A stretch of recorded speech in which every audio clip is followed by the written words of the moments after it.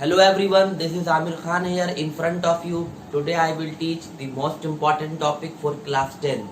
First of all, I discuss one important question here, and the question is to show H2 gas is evolved when metal react with acid. आपको ये show करना है कि hydrogen gas evolve होता है, मतलब H2 gas निकलता है कब, जब कोई मेटल एसिड के साथ रिएक्ट करता है। तो देखिए स्टूडेंट, पिछले वीडियो मैंने आपको बताया था जब मेटल एसिड के साथ रिएक्ट करता है, वो भी वैसा मेटल जिसकी रिएक्टिविटी हाइड्रोजन से ज्यादा है, तो सॉल्ट बनता है और हाइड्रोजन गैस क्या होता है, रिलीज होता है। ठीक है, तो चलिए इसको हम लोग शुरू करते हैं। अब मुझे ये शो करना है कि मेटल जब एसिड के साथ रिएक्ट करता है तो हाइड्रोजन गैस क्या होता है, रिलीज होता है, इट मींस इवॉल्व होता है। ठीक है, इस चीज को मुझे यहाँ पर शो करना है कि हाइड्रोजन गैस इवॉल्व होता है। आप कैसे करें, तो चलिए टॉपिक को शुरू करते हैं। तो एक एक्सपेरिमेंट करना पड़ेगा। क्या करना पड़ेगा, एक एक्सपेरिमेंट। कुछ खास नहीं है, बहुत ही साधारण सा एक्सपेरिमेंट है। मुझे यहाँ पर क्या करना है, एक बीकर ले लेना है। मैंने क्या किया, एक बीकर ले लिया। क्लियर हुआ। अब देखिए, अब यहाँ पर अच्छा बीकर नहीं लेकर के अगर मैं यहाँ पे कोनिकल फ्लैक्स ले लूं तो वो ज्यादा सही रहेगा। तो एक काम करते हैं, यहाँ पर मैं कोनिकल फ्लैक्स लेता हूँ। ठीक है, कोनिकल फ्लैक्स कुछ इस शेप का होता है।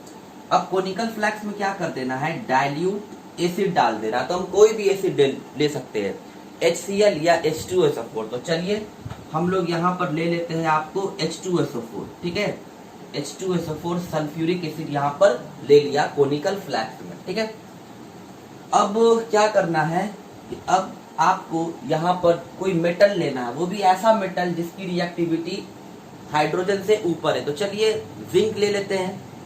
उसके बाद क्या करना है यहाँ पर कि इस कोनिकल फ्लैक्स को आपको कॉर्क से कवर्ड कर देना है। तो कोनिकल फ्लैक्स को आपने क्या कर दिया, रबर कॉर्क से आपने इसको कवर्ड कर दिया, इट मींस ढक दिया। लेकिन क्या करना है, इस कॉर्क में छोटा सा होल करना है और इस कॉर्क में आपको एक डिलीवरी ट्यूब लगा देना है। डिलीवरी ट्यूब एक पाइप होता है, छोटा सा पाइप, डिलीवरी ट्यूब। ठीक है, तो डिलीवरी ट्यूब पाइप है, ये आपको थोड़ा यू शेप का होता है डिलीवरी ट्यूब पाइप। ये हो गया आपको डिलीवरी ट्यूब पाइप।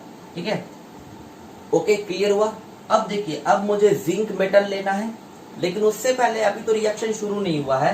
तो अब मुझे एक यहाँ पर एक कंटेनर लेना है और उस कंटेनर में मुझे क्या करना है, सोप सॉल्यूशन डाल देना है। तो इस कंटेनर में मैंने क्या किया, सोप सॉल्यूशन ले लिया। कौन सा सॉल्यूशन, तो सोप सॉल्यूशन। ठीक है, आप समझ जाओगे मैंने सोप सॉल्यूशन यहाँ पर क्यों लिया है। ठीक है, डिलीवरी ट्यूब को थोड़ा और लंबा करते हैं। यहाँ पर डिलीवरी ट्यूब सोप सॉल्यूशन के अंदर चला गया। ठीक है, अभी रिएक्शन चालू नहीं हुआ। अब मुझे यहाँ पर लेना है जिंक मेटल जिसकी रिएक्टिविटी हाइड्रोजन से ज्यादा है। अब मुझे क्या करना है, जिंक मेटल लेना है और इस कॉर्क को हटाना है और जिंक मेटल को इस एसिड में डाल देना, इस कोनिकल फ्लैक्स में डाल देना है। तो जैसे अब मैं मतलब इस कॉर्क को उठाएंगे और जिंक मेटल डाल करके फिर कॉर्क को क्या कर देंगे, बंद कर देंगे। तो जैसे मैं इसमें जिंक मेटल को डालूंगा एसिड में चला गया क्या, जिंक मेटल। तो रिएक्शन होना शुरू होगा। मैं यहाँ पर रिएक्शन लिख रहा हूँ। एक्चुअली जिंक जब H2SO4 से रिएक्ट करेगा, इट मीन सल्फ्यूरिक एसिड से, तो जिंक की रिएक्टिविटी हाइड्रोजन से ज्यादा है, तो हाइड्रोजन गैस क्या होगा, इवॉल्व होगा। तो चलिए यहाँ पर H2 गैस पहले ही लिख देते हैं।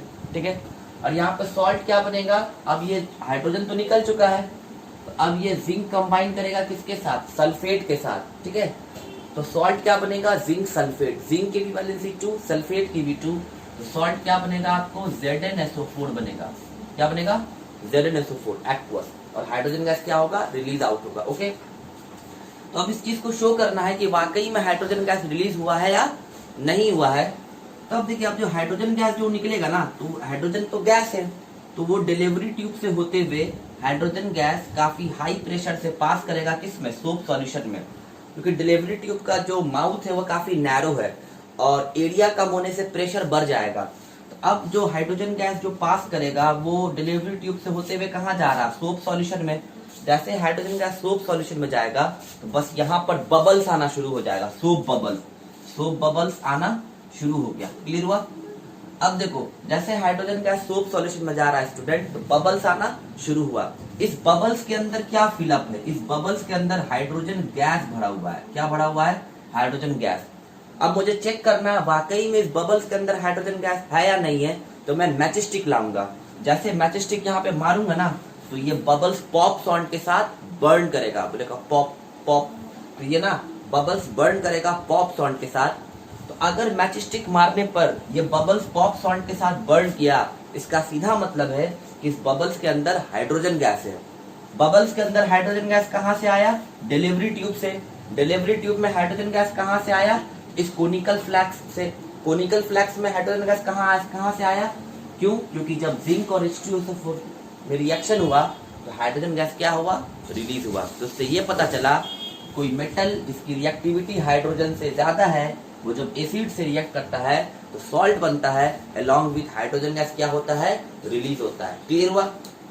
लेकिन याद रखिएगा ये रिएक्शन तभी पॉसिबल है जब मेटल की रिएक्टिविटी हाइड्रोजन से ज्यादा होगी। अगर मैं इस रिएक्शन के लिए कॉपर ले लूंगा तो ये रिएक्शन नहीं होगा। क्यों? क्योंकि रिएक्टिविटी में कॉपर हाइड्रोजन से नीचे है। क्लियर हुआ?